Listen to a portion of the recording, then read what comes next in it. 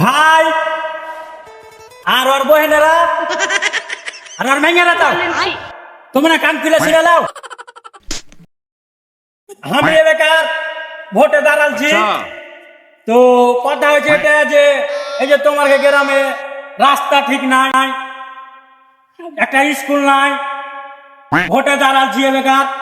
তোমরা এগুলা যদি নিতে চাও তো আমাকে ভোট দিয়ে জিতাও। আমার দ্বারাই এগুলা কিছু তোমরা পাবে না। এটা যে ভুল করে দিলে, ভুল করে দিনু।